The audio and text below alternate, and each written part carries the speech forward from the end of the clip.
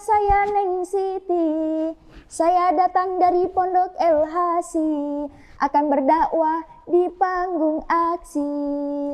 Assalamualaikum warahmatullahi wabarakatuh. Jalan-jalan membeli tomat, di jalan ketemu Pak Somad. Jika kalian umat Nabi Muhammad, maka jawablah salam saya dengan semangat. Saya ulangi sekali lagi. Assalamualaikum warahmatullahi wabarakatuh.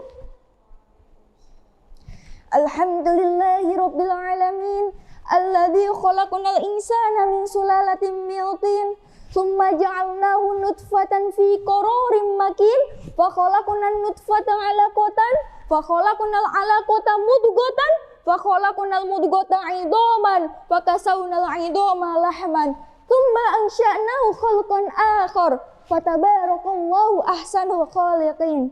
Assalatu wassalamu ala asyrafil anbiya'i wal mursalin wa ala alihi wa ashabihi ajma'in, amma ba'du.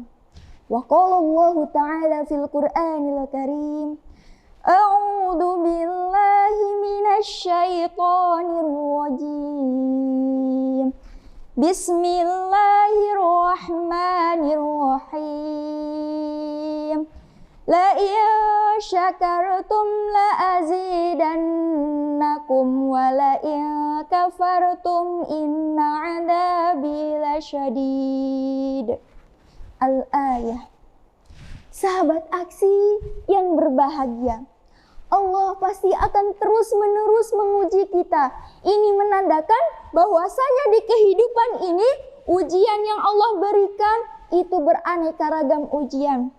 Pada hakikatnya ujian yang Allah berikan itu sedikit dibandingkan dengan balasan atau imbalan yang akan kita terima dari Allah Subhanahu wa taala. Sebagaimana dalam firman Allah dalam Al-Qur'an surat Al-Baqarah ayat 155. Bismillahirrahmanirrahim. Walanabluwannakum bisyai'im minal khawfi wal-ju'i wa naqsim minal amwali wal anfusi wat thamarat wa basyiris sabirin. Shadaqallahul azim. Al-Quran surat Al-Baqarah ayat 155. Di dalam ayat tersebut menjelaskan bahwasanya Allah telah menyebutkan beberapa ujian di antaranya walanabluwannakum bisyai'im minal khawfi, dari sedikit rasa takut. Contohnya Allah memberikan kita rasa takut ketika kita ingin melakukan sesuatu padahal itu baik pengaruhnya. Itu juga merupakan ujian dari Allah Subhanahu wa taala. Kemudian walaju'i, dari sedikit rasa lapar. Ketika kita tidak punya uang, perut keroncongan akibat belum makan, itu juga merupakan ujian dari Allah Subhanahu wa taala. Lalu wa naqsim minal amwal, sedikit dari harta. Mungkin yang belum dikasih Allah kekayaan, janganlah bersedih. Lihatlah mereka yang berada di kolong jembatan. Lihatlah mereka yang berada di pinggir jalanan. Mereka kelaparan. Mereka tidak punya rumah. Namun kita yang diberikan Allah kecukupan masih saja mengeluh hidupnya. Fabi ayyi ala'i rabbikuma tukadziban? Maka nikmat manakah yang engkau dustakan? Sahabat aksi yang berbahagia, saya teringat suatu kisah yang dapat kita contoh, yakni kisah Nabi Ayub alaihi salam. Seorang nabi yang begitu sabar, seorang nabi yang diberikan nikmat yang banyak oleh Allah Subhanahu wa taala berupa kebun yang sangat luas, peternakan yang berkembang biak dengan baik, memiliki istri yang cantik dan banyak, memiliki anak yang banyak. Namun apakah dengan semua itu Nabi Ayub alaihissalam lupa kepada Allah? Tidak. Walaupun hartanya melimpah, tapi Nabi Ayub alaihissalam tidak pernah lupa kepada Allah Subhanahu wa taala.